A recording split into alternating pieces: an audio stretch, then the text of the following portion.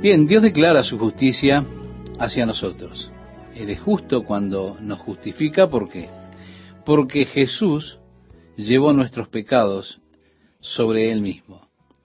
De esa forma, el juicio de Dios, el justo juicio de Dios por el pecado, como está establecido, la paga del pecado es muerte. Así la muerte espiritual ha sido cumplida, ha sido pagado el precio del pecado. Lo pagó Jesús. Por eso Dios es justo cuando me justifica.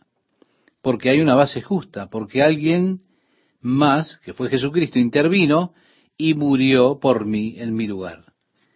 Este es todo el Evangelio que trata con Dios, mostrándolo como justo cuando Él justifica al pecador.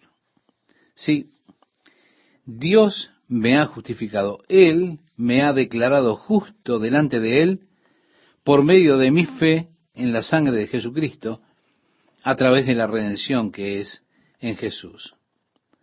Fue de esta manera que yo recibí la remisión por mis pecados, los cuales son pasados. Y Dios ha mostrado así su justicia, ha mostrado que es justo cuando Él justifica a aquellos que creen en Jesucristo. Y decía Pablo, ¿dónde pues está la jactancia? Queda excluida. ¿Se da cuenta? Yo no me puedo jactar por todo el bien que hice. No me puedo jactar por los sacrificios que realicé, por esas grandes pruebas, no, por las grandes dificultades que tuve para conseguir aquellas 7 manzanas de oro que estaban guardadas por el dragón de varias cabezas, al cual yo valientemente enfrenté y maté con mi espada después de una lucha terrible. No. Jactarse en cualquier otra cosa está excluido, porque yo soy declarado justo solamente, exclusivamente, por mi fe en Jesucristo. Y si hay alguna jactancia que pueda hacer, solamente debe hacerse en Jesús. Como decía el apóstol Pablo, más lejos esté de mí gloriarme sino en la cruz de nuestro Señor Jesucristo. Todo mi jactar debe estar en lo que Jesús hizo por mí y no en lo que yo hice por Él. Porque en el Nuevo Testamento se nos señala no lo que nosotros hicimos o podemos hacer por Dios, sino que se nos señala lo que Dios ha hecho por nosotros. ¿Sí? Nos señala a la cruz, y que esté lejos de mí gloriarme sino en la cruz de Jesucristo. Ahora, si yo soy diligente y paso 2 horas al día en oración, y si paso 4 horas al día en la palabra de Dios y 3 horas al día en la playa testificando, y luego me gusta ponerme en pie y decir, quiero agradecer al Señor por su bondad hacia mí, estoy tan feliz que pude salir 3 horas al día para dar testimonio en la playa de Jesús, y estas 4 horas al día estudiando la palabra de Dios son tan preciosas para mí, y además tengo estas 2 horas de oración que yo no las cambiaría por nada. Mi amigo, yo me estoy jactando de lo que estoy haciendo. Oh, todos dirán, wow, esta sí que es una persona justa, ¿no? No, mi amigo, soy un pecador sin esperanza, si no fuera por la gracia de Dios. Yo merezco el juicio de Dios, pero Dios me amó a pesar de que fui un pecador. Y Él envió a su Hijo Jesús, que también me amó, tomó mi culpa, la responsabilidad de mi pecado, y murió por mí en mi lugar. Y ahora me ofrece perdón, me ofrece su justicia, la justificación, la comunión con Dios, si tan solamente creo en el sacrificio y en la obra que Jesús ha hecho a mi favor. Por consiguiente, yo no puedo entonces gloriarme en mis obras, en mi bondad, en mi fidelidad. Y cuando llegue al cielo, allí no habrá una gran sección, no habrá una gran reunión, una gran sesión para que yo me jacte delante de todos, diciendo las cosas maravillosas que hice para Dios aquí en la tierra. No. Cuando lleguemos al cielo, solo habrá allí ese glorioso Jesús pagó por todo, todo se lo debo a Él. El pecado ha dejado su mancha carmesí, pero Él me ha dejado blanco como la nieve. y por todas las eras que vendrán nos hemos de regocijar en la gracia de Dios a través de Jesucristo, por el cual tenemos acceso al Padre con libertad, comunión con Dios. Entonces, ¿dónde queda el jactarse? Está excluido. Dice Pablo, ¿por cuál ley? ¿Por la de las obras? No, no. Si yo pudiera ser justo por las obras, entonces jactarse sería en vano, porque eso es imposible. No hay quien pueda por las obras justificarse delante de Dios. No es por las obras, claro que no, sino por la ley de la fe. Ahora, ¿cómo me puedo jactar en la fe que Dios me ha dado? Decía Pablo, concluimos pues que el hombre es justificado por fe sin las obras de la ley. Están excluidas. Pregunta Pablo, ¿es Dios solamente Dios de los judíos? ¿No es también Dios de los gentiles? Ciertamente, también de los gentiles, porque Dios es uno y Él justificará por la fe a los de la circuncisión y por medio de la fe a los de la incircuncisión. Luego, ¿por la fe invalidamos la ley? En ninguna manera, sino que confirmamos la ley. Está diciendo en otras palabras que la ley era el propósito por el cual se dio la ley, es lo que está estableciendo ahora Pablo. Sí, me fuerza a tomar la alternativa de Dios, porque por la ley no puedo justificarme, no puedo sostenerme delante de Él en mis propios esfuerzos. No hay quien pueda cumplirla, solo Jesús la cumplió.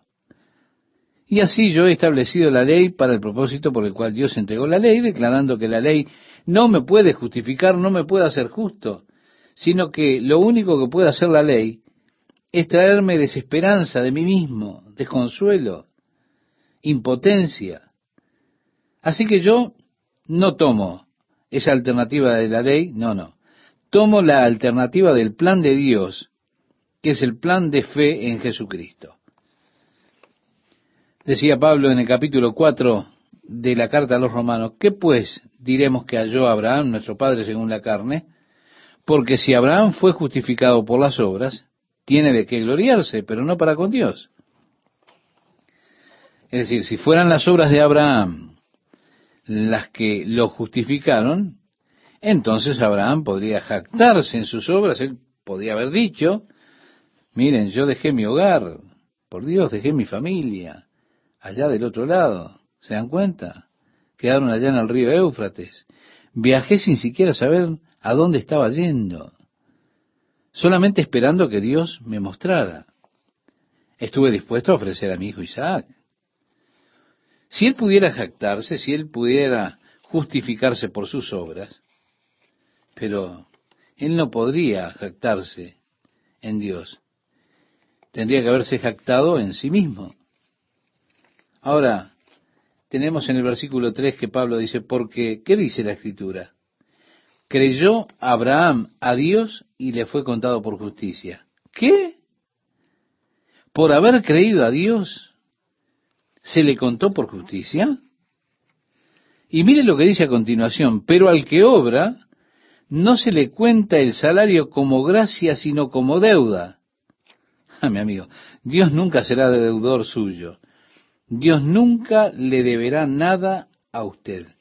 Siempre seré deudor de Dios, pero Dios nunca será mi deudor.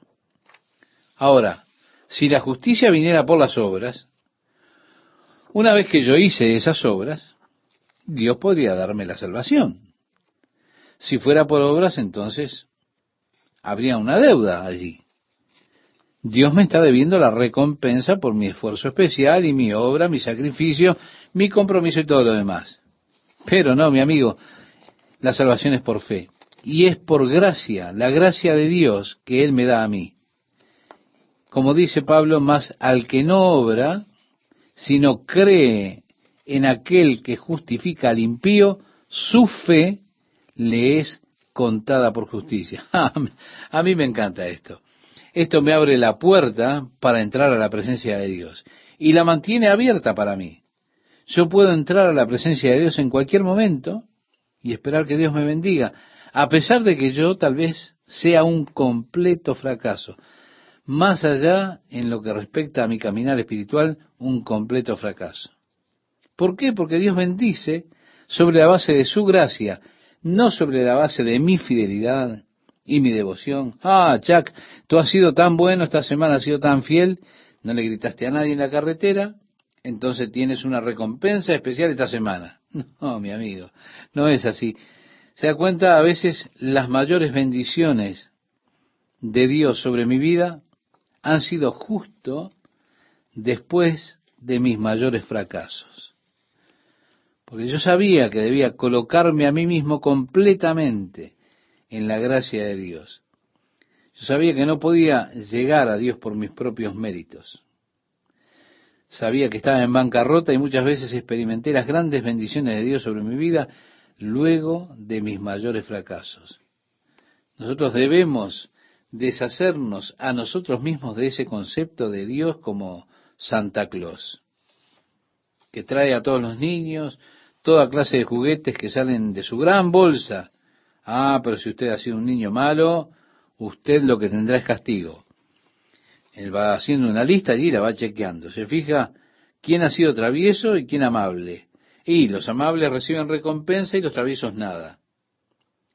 Ahora, quizás yo llevo ese concepto a Dios y pienso que Dios me recompensará por mis buenos esfuerzos, por mi fidelidad, por mi diligencia o por lo que sea. Pero no. Las bendiciones que Dios nos da son dadas por su gracia. Por eso están siempre disponibles. Por eso la puerta nunca se cierra. Yo siempre puedo ir a Dios por medio de la fe en base a esa gracia de Dios hacia mí. Al que no obra, sino que cree en aquel que justifica al impío, su fe le es contada por justicia. Así que Dios me ve como justo, porque yo creo y creo completamente en el sacrificio que Jesucristo hizo por mí, tomando mi pecado y muriendo en mi lugar. Y Dios cuenta ese creer por justicia. Dios me mira y dice, justo, es un hombre justo. Y muy bien, yo acepto eso. Yo sé, yo me conozco, yo conozco mi debilidad, mis defectos. Y por eso es que yo tengo que aferrarme a Jesucristo. Por esto es que yo no me atrevo a estar de pie delante de Dios por mí mismo. Claro que no. Bien, ahora dice, como también David habla de la bienaventuranza del hombre a quien Dios atribuye justicia sin obras. En el Salmo 32 decía David, bienaventurados aquellos cuyas iniquidades son perdonadas y cuyos pecados son cubiertos. Quiero decirle que la palabra bienaventurado es literalmente, cuán felices. Sí, cuán felices son aquellos cuyas iniquidades son perdonadas y sus pecados son cubiertos. Si usted regresa al Salmo, usted ha de encontrar algo muy interesante. Sí, Dios habla de ese periodo de tiempo cuando David pretendió esconder su pecado. Cómo fue la mano de Dios tan dura sobre él, se secó tanto por dentro que fue como una sequía de verano. Sus huesos estaban cansados. De día y de noche la mano de Dios fue dura sobre su vida hasta que finalmente él dijo, confesaré mi pecado al Señor. Y Dios inmediatamente le perdonó, y le perdonó toda su iniquidad. Bienaventurados aquellos cuyas iniquidades son perdonadas, y cuyos pecados son borrados, son cubiertos. Luego continúa diciendo, bienaventurado el varón a quien el Señor no inculpa el pecado, es decir, el hombre con quien Dios no tiene hecha una lista para imputarle la iniquidad, no a ese hombre. Porque ese hombre cree y confía en Jesucristo. Qué hermosa posición para estar, ¿verdad? La posición en la cual Dios no me inculpa iniquidad. ¿Por qué? Por mi fe. Ahora, yo no me atrevería a decir esto a menos que fuera dicho por las Escrituras. ¿Qué es lo que quiero decir? Que a mí me parece que esto es tan presuntuoso que no me atrevería a pronunciarlo a menos que las Escrituras lo declararan como lo declaran. Por eso, mi amigo, mi amiga, yo estoy declarándole a usted lo que dice la Escritura. Cuán feliz soy yo de que Dios me halle justo y no cuente mis iniquidades contra mí debido a mi fe en Jesucristo. Dios me cuenta a mí por justo, y esa es mi felicidad. El verso 9 dice, ¿es pues esta bienaventuranza solamente para los de la circuncisión o también para los de la incircuncisión? Porque decimos que a Abraham le fue contada la fe por justicia. ¿Cómo pues le fue contada? ¿Estando en la circuncisión o en la incircuncisión? Y agrega, no en la circuncisión, sino en la incircuncisión. Cuando usted va hacia atrás en el registro bíblico, usted encuentra que Dios le dice a Abraham, su fe le fue contada por justicia. ¿Cuándo? Antes de que fuera circuncidado. De esa forma, esta bienaventuranza de que Dios olvide sus pecados, de que Dios no impute sus iniquidades en contra suya, es debido a su fe en Dios, su confianza en Dios. No viene de un rito físico de circuncisión. ¿Por qué? Porque a Abraham le fue dado antes de que fuera circuncidado. Y agrega, y recibió la circuncisión como señal, como sello de la justicia de la fe que tuvo estando aún incircunciso, para que fuese padre de todos los creyentes no circuncidados, a fin de que también a ellos la fe les sea contada por justicia. La justicia de Dios imputada a todos los hombres que creen, así como fue con el padre de la circuncisión. Sí, Él es el padre de aquellos que no están circuncidados y que creen, pero también padre de la circuncisión para los que no solamente son de la circuncisión, sino que también siguen las pisadas de la fe que tuvo nuestro padre Abraham antes de ser circuncidado. Porque no por la ley fue dada a Abraham o a su descendencia la promesa de que sería heredero del mundo, sino por la justicia de la fe. ¿Se da cuenta? Dios le prometió esto a Abraham 400 años antes de dar la ley por mano de Moisés. Así que la justicia no viene por la ley, no viene por el rito de la circuncisión, en lo cual los judíos confían en estas dos cosas. Pero Dios le entregó esta justicia a Abraham antes de que él siquiera entregara la ley por mano de Moisés, antes de que siquiera le dijera a Abraham que circuncidara a sus hijos. De manera que esto se pueda aplicar a todos los hombres, independientemente de qué raza sean.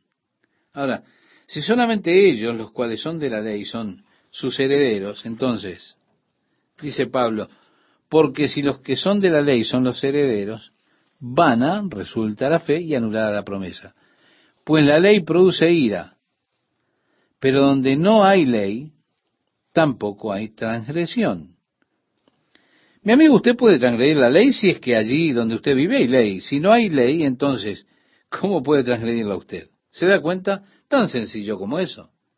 Agrega Pablo, por tanto es por fe, para que sea por gracia, a fin de que la promesa sea firme para toda su descendencia. Es decir, la salvación nunca puede ser firme si fue establecida sobre mí o sobre mis obras, mis esfuerzos, o mi fidelidad o lo que sea. Si fuera sobre estas cosas, nunca sería firme. ¿Se da cuenta? Porque sería imposible en el día a día. Yo nunca sabría en ningún momento si realmente soy salvo o no lo soy. Yo tal vez sea salvo hoy, pero mañana no. Lo arruiné todo y se terminó mi salvación. Si fuera establecido o establecida mi salvación sobre mis obras, evidentemente tendría un verdadero conflicto. Cada vez que peco pierdo la salvación. Si fuera establecido sobre mis obras de manera que fuera firme, de manera que fuera seguro.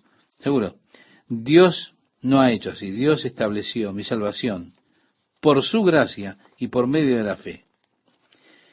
Bien decía Pablo en este versículo 16, por tanto es por fe para que sea por gracia, a fin de que la promesa sea firme para toda su descendencia, no solamente para la que es de la ley, sino también para la que es de la fe de Abraham, el cual es Padre de todos nosotros. Como está escrito, te he puesto por Padre de muchas gentes. Reitero, no solo los judíos, de muchas gentes, delante de Dios a quien creyó, el cual da vida a los muertos y llama las cosas que no son como si fuesen. Así que Dios, que vive en lo eterno, puede hablar de cosas como si ya existieran, pero cosas que aún no existen. Claro, hablando del margen de tiempo en que nosotros vivimos.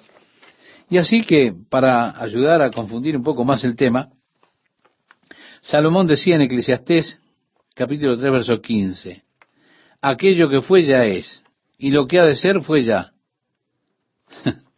Pero usted está hablando de lo eterno, no de determinadas zonas de tiempo. Así que aquello que ha sido es ahora, y lo que ha de ser ya fue. Podríamos decir, hoy es mañana, y ayer es hoy. ¿Verdad que confunde más? Pero seguiremos con esto en nuestra próxima emisión. Mientras usted encuentra el pasaje que citaba Esteban, estimado amigo, estimada amiga, quiero aprovechar estos momentos para saludarles y animarles a que sigan con nosotros en este estudio apasionante de la carta del apóstol Pablo a los romanos, un verdadero tratado de teología. Bien, si ya encontró el pasaje, dice así, porque decimos que a Abraham le fue contada la fe por justicia. ¿Cómo pues le fue contada? ¿Estando en la circuncisión o en la incircuncisión? No en la circuncisión, sino en la incircuncisión. Bien, amigo oyente, cuando usted regresa al registro bíblico, va a encontrar que Dios le dijo a Abraham que su fe le es contada por justicia. Y esto fue antes de que él fuera circuncidado. Por lo tanto, esta bendición de tener nuestros pecados perdonados, de no haber Dios imputado iniquidad en contra nuestra, por causa de nuestra fe en Dios y nuestra confianza en Dios, no viene de un rito físico de la circuncisión, porque esto le vino a Abraham antes de que él hubiese sido circuncidado. ¿Nos damos cuenta? Luego dice, y recibió la circuncisión como señal, como sello de la justicia de la fe que tuvo, estando aún incircunciso, para que fuese padre de todos los creyentes no circuncidados, a fin de que también a ellos la fe les sea contada por justicia. Entonces vemos la justicia de Dios que es imputada a todos los hombres que creen y también al padre de la circuncisión. Si Él es padre de los que no son circuncidados y creen, y como dice a continuación, y padre de la circuncisión, para los que no solamente son de la circuncisión, sino que también siguen las pisadas de la fe que tuvo nuestro padre Abraham, y reitera, antes de ser circuncidado. Porque no por la ley fue dada a Abraham o a su descendencia la promesa de que sería heredero del mundo, sino por la justicia de la fe. Dios le prometió a Abraham esto 400 años antes de que fuese dada la ley por mano de Moisés. Así que no viene esta justicia por la ley, no viene por el rito de la circuncisión en la que confiaban los judíos en esas dos cosas. Dios se lo dio a Abraham antes de dar la ley por mano de Moisés, como decíamos, antes de que le dijera a Abraham que circuncidara a sus hijos, ¿para qué? Para que pudiese ser aplicable esa justicia a todos los hombres más allá de los límites de las razas. En el versículo 14 leemos, porque si los que son de la ley son los herederos, vana resulta la fe y anulada la promesa. Pues la ley produce ira, pero donde no hay ley, tampoco hay transgresión. Bien, Usted solamente puede transgredir la ley si es que hay ley. Ahora, si no existe ley, ¿cómo es que usted puede transgredirla? ¿Se da cuenta? El verso 16 dice, por tanto, es por fe, para que sea por gracia, a fin de que la promesa sea firme para toda su descendencia. Vale decir, para que esté segura. Nunca podría ser algo firme si fuese predicado en base a mí, es decir, a mis obras, mis esfuerzos, mi fidelidad o lo que quiera usted llamarle. Si fue predicado sobre eso, entonces eso nunca sería firme. Usted nunca podría saber si es salvo, porque puede que sea salvo hoy, pero mañana le va mal, peca y se da cuenta si fue esto predicado en base a nuestras obras para que pudiera ser firme, para que podamos estar seguros, es imposible. Dios lo ha establecido por medio de la gracia y de la fe. Como dice el verso 16 que estábamos leyendo, no solamente para la que es de la ley, sino también para la que es de la fe de Abraham, el cual es padre de todos nosotros. Como está escrito, te he puesto por padre de muchas gentes. Sí, no es simplemente para unos, los judíos. No, no. Luego dice, delante de Dios a quien creyó, el cual da vida a los muertos y llama las cosas que no son como si fuesen. Este, estimado oyente, es un aspecto interesante en cuanto a Dios y a mí me gusta esto. Dios le dijo a Abraham, antes de que Isaac fuese concebido, le dijo, a través de Sara te será llamada descendencia. Es decir, él habló de Isaac, Dios habló de Isaac, como existiendo antes de que hubiese nacido. Él habló de él como si ya fuera antes de nacer. Ahora, Dios puede hacer eso porque Dios habita en la eternidad. Y en lo eterno es todo ahora. Así que Dios viviendo en lo eterno puede hablar de cosas que ya existen, siendo que ellas todavía no tienen cumplimiento en el tiempo, en el marco de tiempo que vivimos. ¿Por qué? Porque Dios viviendo en lo eterno ve las cosas como si ya existieran, porque Él sabe que habrán de existir. Aunque todavía nosotros no alcanzamos a verlo en ese marco de tiempo. Así que Dios puede hablar de cosas que no son como si lo fuesen, porque, reitero, Él vive en lo eterno. Ahora, esto es una dificultad para nosotros que vivimos en el marco de tiempo en el que estamos. Y tenemos dificultades para intentar entender a Dios.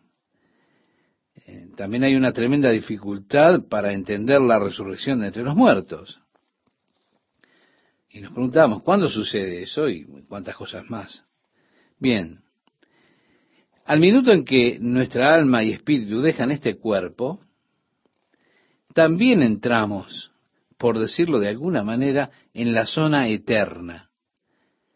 No ya en lo temporal, sino entramos donde todo es ahora. Bueno, sin duda esto ayuda para confundir la cuestión. Salomón en Eclesiastés, en el libro de Eclesiastés, en el capítulo 3, verso 15, decía, aquello que fue ya es, y lo que ha de ser fue ya, y Dios restaura lo que pasó. ¿Se da cuenta? Estamos hablando de lo eterno, no del tiempo. Por eso dice que eso que es ahora ya ha sido, en otras palabras, hoy es mañana y ayer es hoy. Ahora, espera un minuto.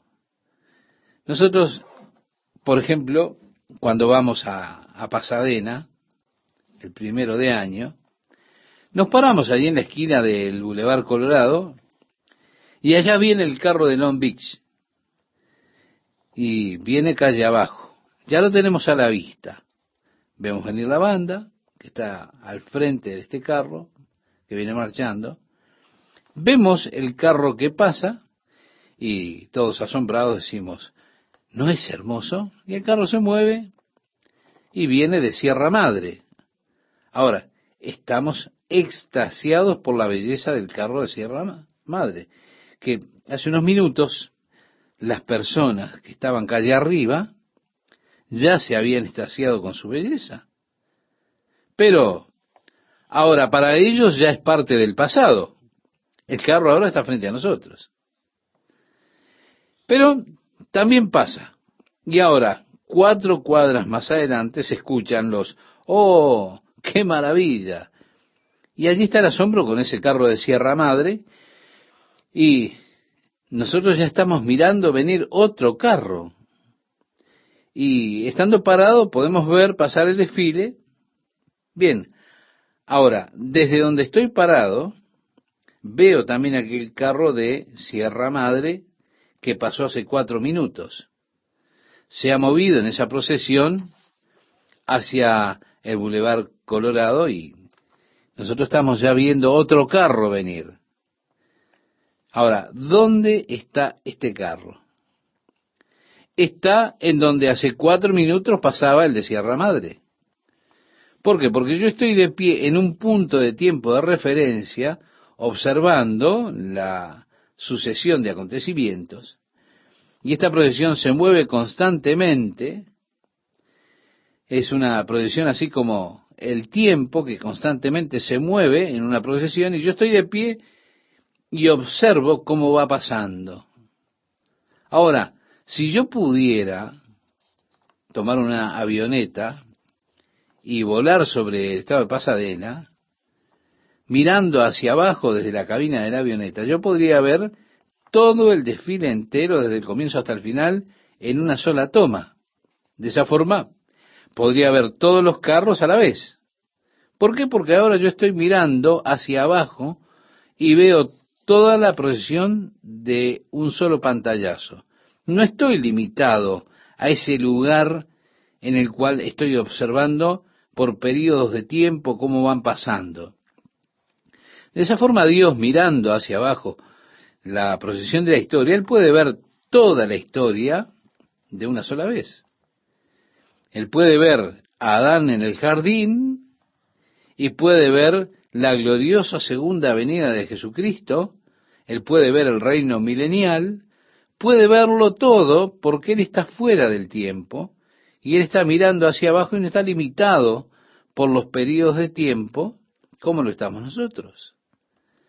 Por eso Dios dice, de alguna manera podríamos ir parafraseando, oh, el bote de Long Beach, qué hermoso. Ahora, yo no lo vi todavía, aún no ha llegado a mí, yo tengo que esperar a que pase, pero Dios ya lo vio. Por eso Él habla de Él como que ya existe, a pesar de que en mi referencia de tiempo todavía no llegó. No ha llegado aquí aún. El tiempo no ha avanzado tanto para mí aún, pero Dios, viviendo en lo eterno, fuera del tiempo, ve todo el panorama completo de una sola mirada. De allí que Dios los ve. Él sabe que van a existir porque Él está fuera del margen de tiempo. Por eso Él habla y allí es donde nosotros vemos las profecías. Pero Dios solo está hablando de lo que Él está observando. Lo que Él puede ver, Él no está limitado como yo al tiempo. Bueno, nuestras mentes que son tan finitas no pueden comprender esto. Yo estoy limitado en mi pensamiento de tiempo, no puedo pensar separado de lo que es espacio y tiempo, pero Dios puede, porque Dios está fuera de todo eso, Dios ve todo, yo solo veo una parte.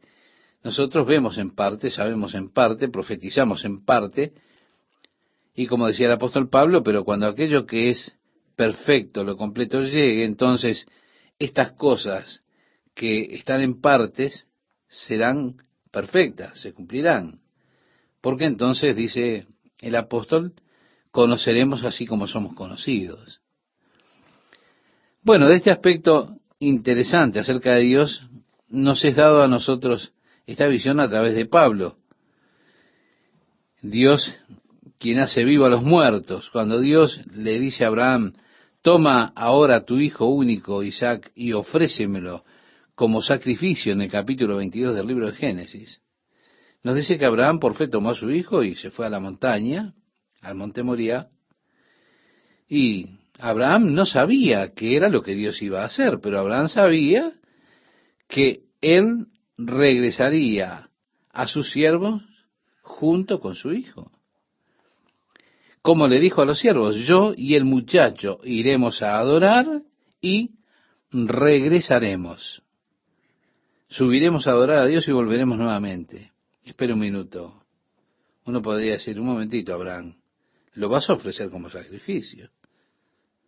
Y Abraham diría, yo sé, sí, pero Dios dijo que a través de Isaac será tu simiente. Isaac todavía no tenía hijos, así que, mire usted, Dios está ante un problema. Entonces, Isaac tiene que regresar conmigo. ¿Por qué? Porque la promesa de Dios fue que a través de Isaac, Abraham tendría simiente. Es decir, Isaac tiene que tener hijos. Así que Dios tendrá que levantarlo de la muerte si es necesario, porque Dios ha de cumplir su palabra. Eso es problema de Dios. ¿Cómo cumplirá su palabra? Él me dijo a mí que lo ofreciera como sacrificio y yo voy a hacer eso. Pero Él tiene que cumplir su palabra que me dio a mí, así que Él tendrá que levantar a Isaac de la muerte si eso es necesario. ¿Se da cuenta? Abraham estaba creyendo en la resurrección. Por 3 días Isaac, para Abraham, estuvo muerto en su mente mientras ellos iban ascendiendo al monte, pero aún así él creía en la resurrección de su hijo. Yo lo voy a ofrecer como sacrificio, pero Dios lo va a levantar de la muerte. A través de la fe, Abraham ofreció a Isaac, creyendo que Dios, si era necesario, lo levantaría de la muerte, porque Dios dijo, a través de Isaac será tu descendencia. Allí es donde Abraham dio ese tremendo paso de fe. Y muchas personas no comprenden esto. Ellos dicen, ¿cómo puede un hombre ofrecer en sacrificio a su propio hijo? Y quedan asombrados con la historia de Abraham porque ellos no conocen toda la Escritura. No se dan cuenta de la tremenda fe que tenía Abraham. Él sabía que Isaac viviría para engendrar hijos. Así es como si Abraham pensara, Dios, estás en problemas. No, Isaac tiene que regresar conmigo. Él ha de tener hijos porque tú me dijiste que a través de Isaac será mi simiente. Así que Dios habló de la simiente de Isaac antes de que Isaac tuviera hijos, porque Dios sabía que él iba a tener hijos. ¿Se da cuenta? Abraham sabía que la palabra de Dios se habría de cumplir. Así que él fue a ofrecer a su hijo en sacrificio, porque eso era lo que Dios le pidió. Porque Dios tiene que guardar su palabra, Isaac tiene que regresar vivo con él, y por eso Abraham confiaba en la resurrección. Como dice el verso 18 de Romanos 4, él creyó en esperanza contra esperanza. Es decir, o contra cualquier entendimiento de cómo Dios pudiera hacerlo, aún así, él le creyó a Dios. ¿Para qué? Para llegar a ser padre de muchas gentes, conforme a lo que se le había dicho, así será tu descendencia. Y no se debilitó en la fe al considerar su cuerpo que estaba ya como muerto, él tenía casi 100 años, o la esterilidad de la matriz de Sara. Bien, la primera clave para la fe de Abraham es que no se detuvo a considerar las dificultades humanas. Y créame, esta es nuestra primera piedra de tropiezo para la fe. Nosotros siempre estamos considerando los problemas, las dificultades humanas. Es tan interesante cómo nosotros medimos nuestros problemas en categorías simples, difíciles o imposibles. Pero Abraham no consideró las dificultades humanas allí. Ese era problema de Dios, decía Abraham, no mío. En segundo lugar, él no tambaleó ante la promesa de Dios. Bueno, yo no puedo ver cómo Dios hará esto. Ahora, yo sé que Dios dijo que lo haría. No sé qué trató de decirme, Pero bien dice aquí, tampoco dudó por incredulidad de la promesa de Dios, sino que se fortaleció en la fe, dando gloria a Dios. Es decir, él decía, gracias Señor por este hijo, Señor, aprecio todo lo que has hecho por Sara. Ella quiso un hijo toda su vida, Señor, ahora le darás un niño y eso es realmente muy tierno. Padre, Señor, te agradezco, te alabo.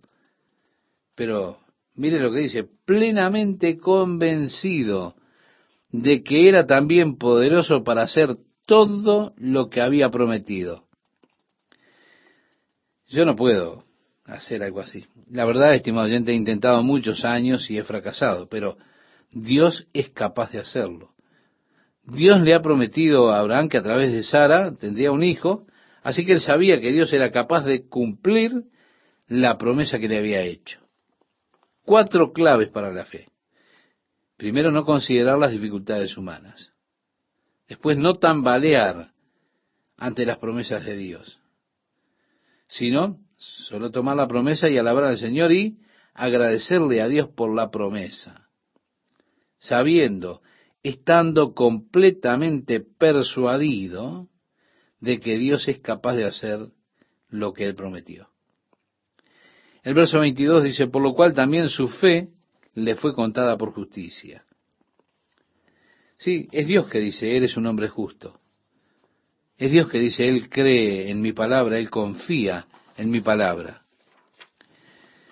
Y continúa allí diciendo, sino también con respecto a nosotros, a quienes ha de ser contada, esto es, a los que creemos en el que levantó de los muertos a Jesús, Señor nuestro, el cual fue entregado por nuestras transgresiones y resucitado para nuestra justificación. Así como la fe de Abraham le fue contada a él por justicia, nuestra fe en Dios, nuestra fe en que levantó a Jesús de la muerte, Jesús que fue crucificado por nuestros pecados, pero resucitó nuevamente para nuestra justificación, nuestra fe en Jesús, Dios las cuenta para nosotros como justicia. Dios mira sobre esa fe y declara que somos justos. Ahora, ¿significa esto que yo puedo salir y hacer lo que quiera, vivir según la carne, dejarme tentar con cualquier cosa que deseo? Porque pues, después de todo, lo que cuenta para Dios es mi fe y Dios lo cuenta por justicia. En el capítulo 5, Pablo entra en alguna de estas necias especulaciones que muchas veces las personas hacen y esos errores trágicos que cometen ellos cuando toman la gracia de Dios e intentan correr como no deben hacerlo con ella y meterse en la lascivia y utilizándola para encubrir sus actos malvados. Así que vamos a entrar de lleno en el capítulo 5 y Pablo hablará de este asunto. Él preguntará, ¿pecaremos libremente para que la gracia abunde? Es decir, ¿viviremos como queramos viviendo según la carne porque tenemos la gracia de Dios? ¿Esto significa que no importa la forma en que yo viva? Espera un poquito. No se adelante todavía. Usted tiene que darse cuenta que él está hablando de una categoría especial de personas que han sido crucificadas juntamente con Cristo. Personas que consideran el viejo hombre muerto y que ahora viven una vida según el Espíritu de Dios. La nueva vida en el Espíritu del Cristo resucitado. Es un gusto para mí estar con ustedes, amigas y amigos, compartiendo una vez más la palabra de Dios para hoy. Desde el capítulo 3, el apóstol Pablo estuvo hablando acerca de la justificación por fe. Cómo es que Dios nos ha declarado inocentes debido a nuestra fe en Jesucristo, creyendo que Él tomó nuestros pecados y murió en nuestro lugar. Sí, Él se convirtió en nuestro sustituto. Él tomó el juicio de Dios por mis pecados, lo llevó en su cuerpo sobre la cruz. Él lo soportó por mí. Y ahora por creer en Él, Dios me declara inocente de todo cargo, justificándome por la fe. En el capítulo 4, Él ilustra a partir del Antiguo Testamento, desde Abraham, esta verdad de la justificación por fe. Después nos da la clave para entender la fe de Abraham. Así que, habiendo ya establecido este tema de la justificación por la fe, entramos al capítulo 5 y comienza diciendo, justificados pues por la fe, o habiendo sido justificados por fe, el apóstol Pablo va a comenzar a hablarnos de los resultados en nuestra vida personal, en nuestra experiencia, aquellos que yo he experimentado debido a esa justificación por fe. Entonces, justificado pues por la fe, tenemos paz para con Dios por medio de nuestro Señor Jesucristo. Algo que no sería posible de ninguna manera si yo fuese justificado por las obras, porque esto sería posible por un periodo de tiempo. Como algunos cristianos que hay, que parece una inconsistencia a veces entre la profesión y el andar de estas personas. Yo no siempre hago aquellas cosas que complacen a mi Padre. Yo no puedo decir, como dijo Jesús, siempre hago las cosas que complacen a mi Padre, como lo expresaba en el capítulo 6 del Evangelio de Juan. Yo quisiera poder hacerlo, pero no puedo hacer lo que Jesús hizo.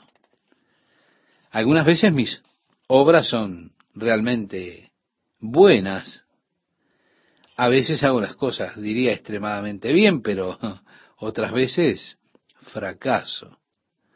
Ahora piense que si yo fuera justificado por mis obras, entonces yo tendría paz con Dios mientras hiciera las cosas bien. Pero cuando fracaso, esa paz se terminaría, se rompería nuevamente. Ahora, debido a que soy justificado por fe, yo creo en Jesucristo, eso no cambia. Yo creo que Jesús es el Hijo de Dios. Creo que Él vino a redimir al mundo. Creo que Él murió por mis pecados, que Él resucitó, se levantó de nuevo al tercer día, y creo que Él está a la diestra del Padre intercediendo por mí. También creo que Él ha de volver nuevamente a buscarme y a establecer su reino sobre la tierra. Pero, mi amigo, a veces yo no hago lo correcto. Ahora, mi creencia no cambia nunca. Inclusive cuando estoy haciendo algo que está equivocado, yo aún tengo una fe sólida en Jesucristo como mi Salvador. Así que de esa forma, como mi paz para con Dios está establecida sobre la justificación por la fe, yo siempre tengo paz con Dios por medio de nuestro Señor Jesucristo. Luego agrega el apóstol Pablo, por quien también tenemos entrada por la fe a esta gracia en la cual estamos firmes. Sí, esta gloriosa gracia que Dios ha manifestado sobre mí, y yo tengo acceso a esa gracia a través de la fe en Jesús. Y entonces, como dice a continuación, nos gloriamos en la esperanza de la gloria de Dios.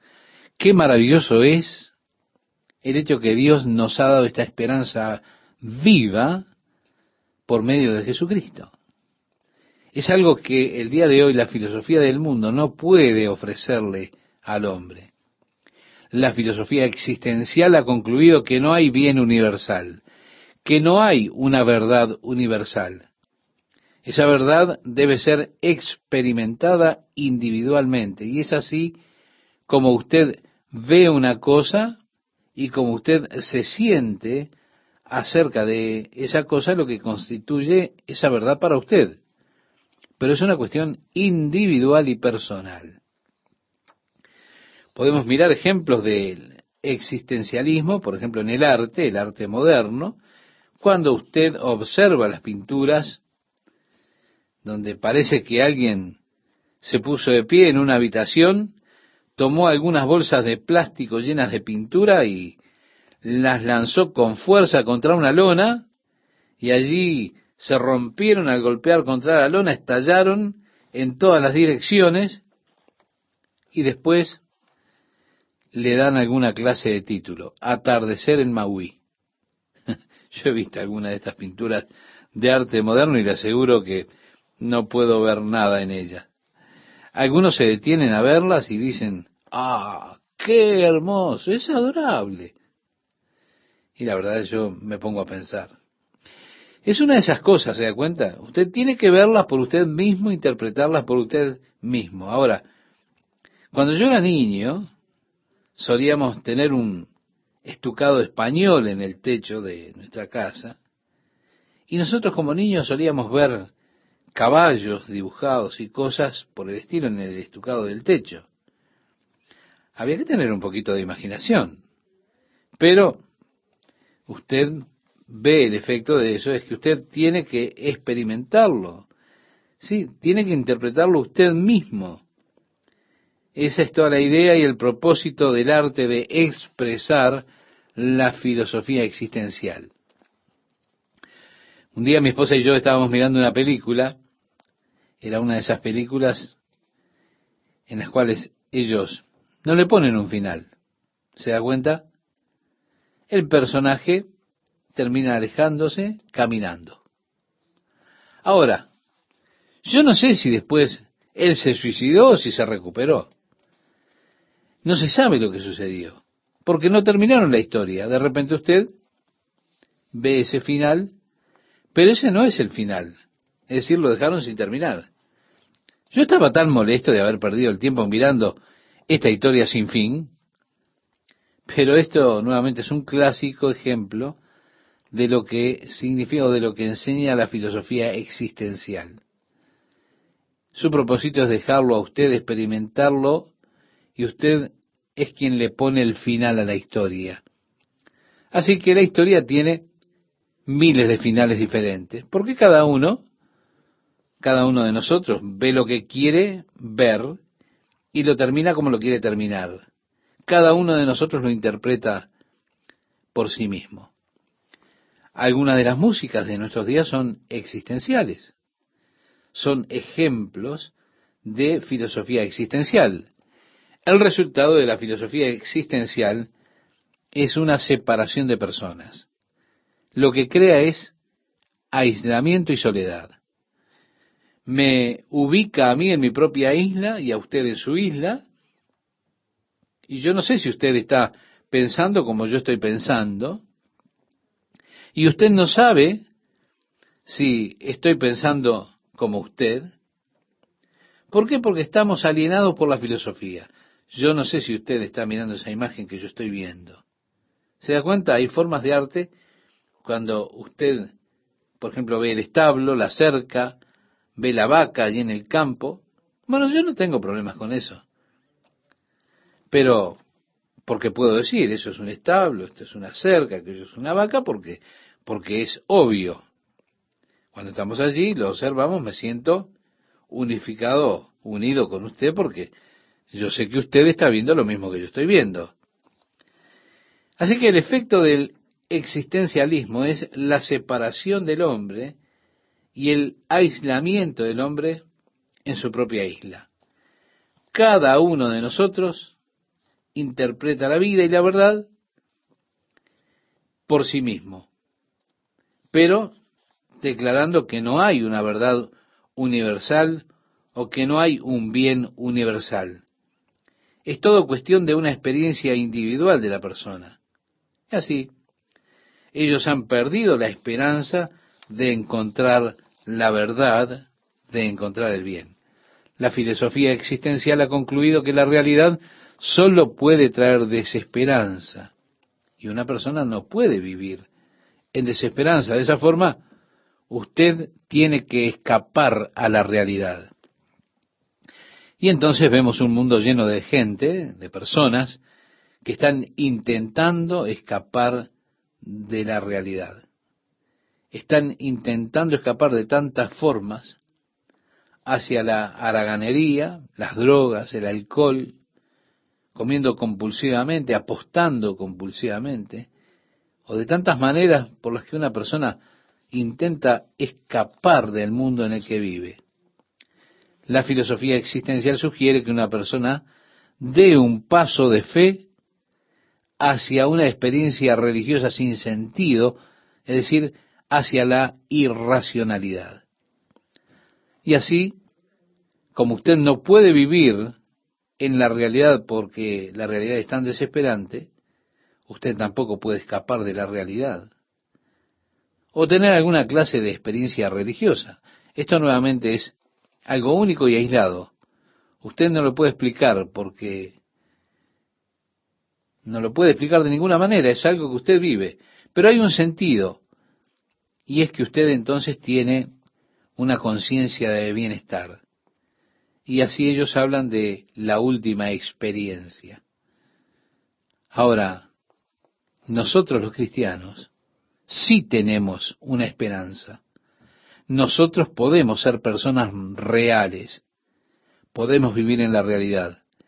Como cristiano yo puedo vivir en la realidad dándome cuenta que el mundo es un mundo corrupto.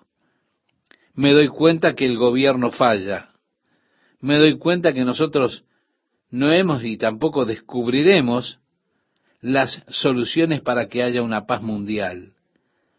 Concuerdo con los filósofos existenciales de que si usted piensa que descubriremos la paz mundial, usted no es realista.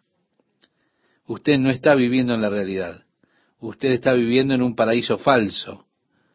La realidad me lleva a la desesperanza si yo no tengo la esperanza en Jesucristo, el Hijo de Dios. Ahora, mi amigo, debido a que yo tengo una esperanza en Jesucristo, puedo enfrentar la realidad de la vida y aún así regocijarme en la esperanza, porque yo sé que cuando Jesucristo venga, viviremos en un mundo de paz. Viviremos en un mundo donde no tendremos que preocuparnos porque nuestros nietos vayan al supermercado a comprar el pan, exponiéndose a la pornografía, a la posibilidad de ser acosados por algún pervertido. Ese mundo es el que vendrá. El mundo cuando Jesucristo reine y habrá abatido todos estos desastres. Ese mundo no es el de ahora. Mientras Satanás reine, nunca será el mundo como Jesús lo ha de plantear. Ahora, Satanás no reinará para siempre, gracias a Dios. Un día Jesús vendrá y establecerá en esta tierra el reino de Dios, y veremos a los reinos de este mundo volviéndose al reino de nuestro Señor y Jesucristo, y Él reinará para siempre y siempre. Aleluya. Esto será motivo de gran alabanza a Dios, y yo me regocijo en la esperanza de Dios para el futuro. No, no en el hombre, sino en Jesucristo y en el reino de Dios. No solo esto, eso no es todo. Él dice, y no solo esto, sino que también nos gloriamos en las tribulaciones. Ahora, ¿qué clase de loco eres, Pablo, diciendo que nos gloriamos en las tribulaciones? Jesús en el Sermón del Monte dijo, bienaventurados cuando los maldigan por causa de mi nombre, cuando los persigan a causa de la justicia. Benditos serán cuando los hombres los persigan a causa de la justicia. Regocíjense y estén alegres, porque grande es la recompensa en el cielo. Sí, la Biblia nos dice que contemos por gozo cuando caigamos en diversos problemas. Ahora, mi amigo, yo todavía no he podido lograr esto, pero créame, estoy trabajando en eso. Nos gloriamos en las tribulaciones. Ahora, ¿cómo es que yo puedo gloriarme en la tribulación? Bueno, yo puedo gloriarme en la tribulación porque he aprendido que en cada prueba que llega a nuestra vida hay una oportunidad para que Dios se manifieste a sí mismo en mi vida. Es una posibilidad de que Dios obre en mi vida. Yo he aprendido que cuando hay una presión, cuando hay problemas, se trata solo de esperar en el Señor. Y créame, me llevó muchísimo tiempo aprender eso. En esos momentos tenemos la oportunidad de esperar en Dios para verlo a Dios obrar Y de esa manera, como dice el versículo 3, sabiendo que la tribulación produce paciencia. Esto habla de cómo yo aprendí a esperar en Dios. Y agrega ahí la paciencia, prueba. Bueno, como espero en Dios, experimento la obra de Dios. Yo veo a Dios obrar y aprendo por experiencia que Dios obra en cada situación en la cual solamente esperamos en Él. Y así experimentamos esa obra de Dios. Y cuando experimentamos la fidelidad de Dios, obrando Él en mis problemas, esto lo que hace es acentuar esa esperanza. Así que me glorío en la tribulación porque sé que es una oportunidad para Dios obrar en mi vida. Y una oportunidad para mí de experimentar el renovado amor de Dios y su gracia cuando Él obra en esa situación que vivo. Al ver la obra de Dios completa, mi esperanza solo se vuelve más fuerte. Sí, Dios es fiel. Dios cumplirá su palabra. Sí, el Señor establecerá su reino como Él lo prometió. Y así, dice, y la prueba, esperanza. Y la esperanza no avergüenza, porque el amor de Dios ha sido derramado en nuestros corazones por el Espíritu Santo que nos fue dado. De esa manera, estimado oyente, yo tengo esa gloriosa esperanza cuando Dios derrama su amor sobre mi vida a través o por medio del Espíritu Santo. Porque Cristo, dice el verso 6, cuando aún éramos débiles, a su tiempo murió por los impíos. Escuchen, no dice por las personas buenas, dulces, maravillosas, generosas, amables. No, no, no, no. Afortunadamente Él murió por los impíos. Y yo califico en esa categoría.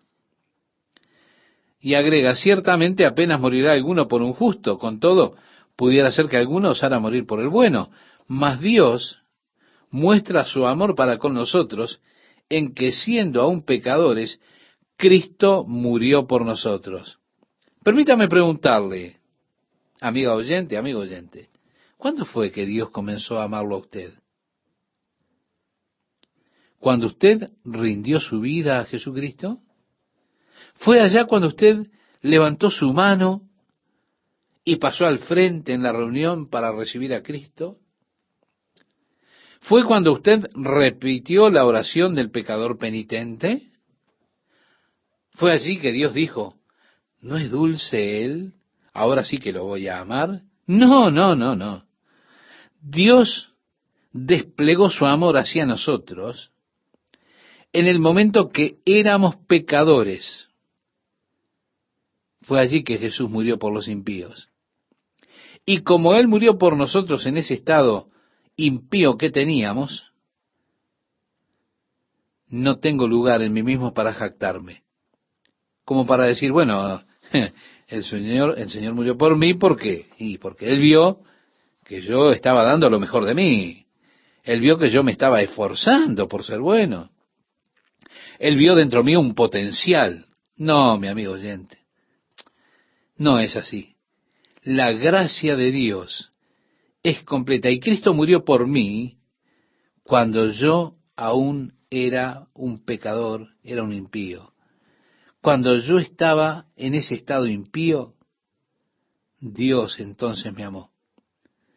Ahora que soy un hijo de Dios, ahora que estoy intentando vivir una vida que le agrade a Dios, ahora que busco caminar en comunión y en ese amor, con toda seguridad que Dios ahora no me ama menos. Claro que no.